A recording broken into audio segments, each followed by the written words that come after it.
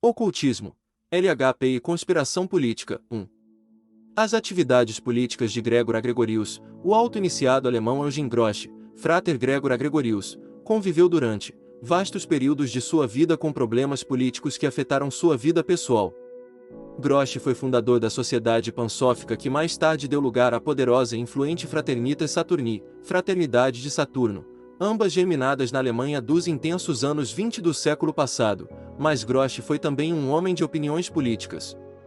Segundo Peter Koenig, ele se juntou ao Partido Social Democrata Alemão, onde possuiu destacável militância como Volkskommissar, comissário do povo, de seu partido dentre outras atividades. Mais tarde, em 1936, devido provavelmente à pouca simpatia nutrida pelos nacional-socialistas ao sistema luciferiano gnóstico da FS, e também a pouca ou nenhuma disposição de Grosch e seus confrades em colaborarem com o regime que se instalara, viu assim sua biblioteca ser apreendida pela Gestapo em 1936, ou seria literalmente saqueada, ocasião na qual escapou para a Suíça retornando alguns anos depois em plena guerra, onde acabaria se tornando preso político em Leipzig, por curto período de tempo. Alguns anos mais tarde, por ter permanecido do lado leste alemão, Grosch ainda teve problemas com o Partido Comunista Alemão no qual se filiou, dizem alguns que de forma forçosa, sendo inclusive pressionado a abandonar suas atividades iniciáticas e esotéricas, pressão à qual Grosch jamais se rendeu. Tais questões exemplificadas em Grosch poderão nos trazer discussões mais profundas acerca do ocultismo, as ordens e fraternidades esotéricas e suas relações com o campo político e a conspiração. É bem provável que teremos de retornar à ordem dos Illuminati na Baviera no século XVIII, quando Ada Weishaupt desenvolvia um pensamento nas vias do efervescente iluminismo anticlerical e antimonárquico, uma filosofia luciférica apoiada em Lúcifer como um anjo libertador. Não restam dúvidas de que os Illuminati tenham sido favoráveis à Revolução Francesa e até mesmo terem contribuído em seu processo. Hoje em dia está muito em voga querer comentar sobre os Illuminati e até mesmo organizações que usam seu nome advogando o direito de tê-lo herdado. Existem mundo afora, como é o caso daquela liderada pelo anarcocomunista espanhol Gabriel Rojas, receptor de Liberación, mas uma coisa nos é certa: a importância dos Illuminati na gênese de uma concepção esotérica e iniciática aliviada dos padrões retrógrados do cristianismo é altamente relevante. 2. Anarquismo, satanismo e libertação. O século XIX pode ser reconhecido como o século em que se exacerbaram tais relações iniciadas com os Illuminati. Os anarquistas provavelmente foram os que mais audaciosamente provaram de sua simpatia por Lúcifer ou Satanás, os entendendo como um só ou os entendendo como entes distintos, assim como nós também preferimos. Um dos pensamentos mais bombásticos dos revolucionários daquele tempo foi o do francês Ernest Coelderoy: Avante! Avante! Guerra é redenção. É Deus que a deseja, o Deus dos criminosos, dos oprimidos, dos rebeldes, dos pobres, de todos os que se sentem atormentados, o Deus satânico cujo corpo é de enxofre, cujas asas são de fogo e cujas sandálias são de bronze. O Deus da coragem e da insurreição que desencadeia a fúria de nossos corações, nosso Deus.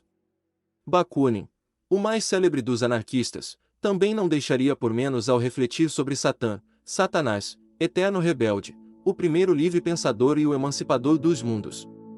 Liberte o homem de sua ignorância e de sua obediência animal, emancipa-lhe e imprima sobre sua fronte o selo da liberdade e da humanidade, impulsionando-o a desobedecer e a comer do fruto da ciência. Eis aí ainda mais explícito a visão que idealiza Satanás como um grande libertador, como o rebelde primordial germinador de uma nova sociedade, de uma nova ordem. Coelderoy não foi homem de sociedades secretas, tão comuns àquele tempo.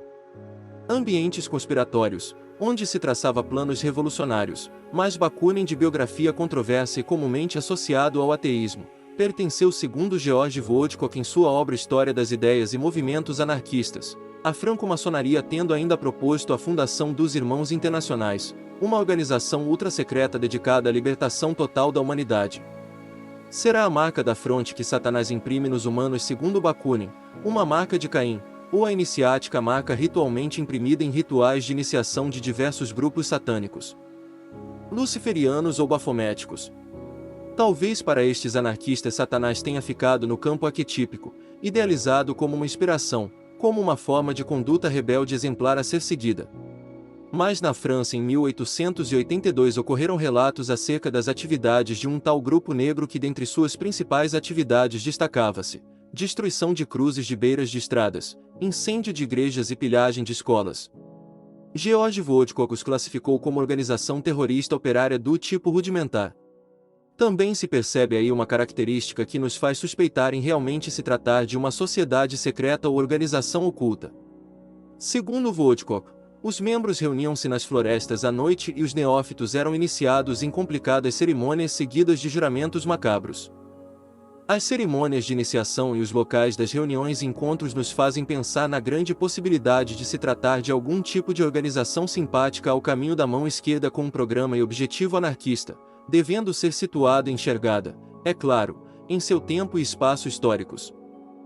3. Order of Nine Andres, Nacional-Socialismo e Estratégia Única. Uma das mais famosas e célebres organizações satânicas da atualidade é a Order of Nine Andres, ONA, surgida inicialmente no Reino Unido. Tal organização possui um sistema iniciático organizado, com manuscritos, trabalhos e estratégias para cada esfera de sua árvore de Irdi.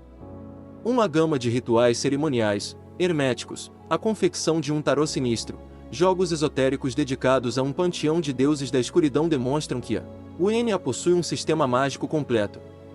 Embora clamem que as raízes da organização recaiam em tempos imemoriais, nenhuma prova concreta existe nesta afirmação. Sendo possivelmente a ONA a obra de poucos iniciados, se não especialmente de um homem, David Miat. Dentro da ONA é bem explícito um projeto conspiratório para a sociedade mundial claramente associado ao nacional-socialismo. Miat é um notório e conhecido neonazi, desses místicos responsáveis pela atual associação do nacional-socialismo com ideias esotéricas. O historiador Nicholas Godric Clark em sua obra Sol Negro responsabiliza Miat pela organização e a define como satanismo nazi. De fato parece a organização assumir claramente sua tendência política quando percebemos a existência do Tempo 88 por eles mesmos denominado uma fraca ariana nacional-socialista da ONA. Nota-se também que dos mais de uma centena de manuscritos abertos da ordem disponíveis pela internet, vários fazem alusão a uma estratégia que apoia a emergência de um regime nacional socialista como tática fundamental para o surgimento de um novo aeon. Dentre tais manuscritos podemos destacar ONA Strategy and Tactics, Era a Satanic Guide to Future Magic, e Nausa Practical Guide to Modern Magic. Também temos em O Livro Negro de Satã 3 situado entre os diversos rituais um ritual cerimonial específico denominado a Missa da Heresia, que afirma cerimonialmente o credo nacional socialista da ONA. Apesar da inegável religiosidade cristã de Adolf Hitler, desafiamos qualquer um a nos provar o contrário. Ele é saudado como o grande líder ao qual se dedica uma missa de uma organização satânica. Na missa altamente carregada de psicodrama, encontra-se inclusive dentre os itens a serem colocados no altar uma cópia de sua obra Minha Luta e uma fotografia do ditador. 4. Considerações possíveis. Este artigo que propusemos a escrever levanta informações iniciais para uma investigação mais profunda e lapidada acerca da controversa relação entre ocultismo, em especial no seu enfoque sinistro do caminho da mão esquerda e opiniões políticas das mais diversas, em geral aquelas carregadas segundo alguns de radicalismo. É claramente identificada na atualidade e em tempos mais remotos esta relação através de um claro posicionamento defendido por uma organização como a ONA, divindades como Lúcifer e Satanás sendo a inspiração para a conduta de um movimento político, como no caso de alguns anarquistas e a relação individual de um iniciado com a política quase sempre conflituosa no exemplo de Grosch. No entanto, cabe aqui recordá-los o quanto o ocultismo é também temido pelas nações e seus líderes e como os iniciados perseguidos. Chega à nossa memória o episódio envolvendo Aleister Crowley na Itália de Mussolini. Crowley, na realização de sua verdadeira vontade, um homem de vanguarda em seu tempo, divulgando e expandindo a lei de Telema, foi perseguido e tornado persona non grata na Itália em 1923 pelo regime fascista devido às suas atividades junto com irmãos e irmãs na abadia de Cefalu. Naturalmente, as grandes operações mágicos sexuais ali realizadas não podiam ser bem vistas por aquele regime cristão, retrógrado e repressivo. De nada a perseguição adiantaria em verdade. O regime fascista, junto ao nacional-socialismo e o regime soviético caíram como profetizado em Liberal Vel Legis enquanto a difusão da lei de Telema segue seu curso.